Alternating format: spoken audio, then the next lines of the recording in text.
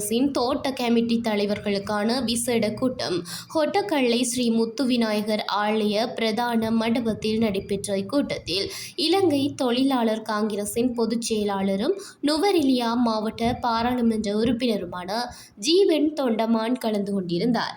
அத்துடன் கட்சியின் முக்கியஸ்தர்கள் பலரும் பங்கேற்றிருந்தனர். இதன்போது ஜீவன் தொண்டமான் கருத்து தெரிவிக்கையில், பெருந்தோட்ட தொழிலாளர்களின் சம்பள அதிகரிப்பை நாங்கள் ஒருபோதும் எதிர்க்கவில்லை என தெரிவித்தார். எனினும் அதற்கான அறிவித்தல் வர்த்தமானியில் வெளியிடப்பட வேண்டும் எனவும் வலியுறுத்தினார். மேலும் பெருந்தோட்ட பகுதிகளில் முன்னெடுக்கப்படும் வீடமைப்பு திட்டங்கள் தொடர்பாக அரசாங்கம் தற்போது எவ்வாறான வேலை திட்டங்களை முன்னெடுத்து வருகின்றது என்பதையும் அவை எந்த அளவிற்கு மக்களுக்கு சாத்தியமாக உள்ளது என்பதையும் விளக்கமளித்தார். சம்பள உயர்வுக்கு பின்னர் பெருந்தோட்ட நிர்வாகங்களின் கெடுபிடிகள் அதிகரித்துள்ளமை குறித்தும் தோட்ட தொழிலாளர்களின் எதிர்கால வேலை திட்டங்கள் தொடர்பாகவும் இதன்போது விளக்கம் அளிக்கப்பட்டது.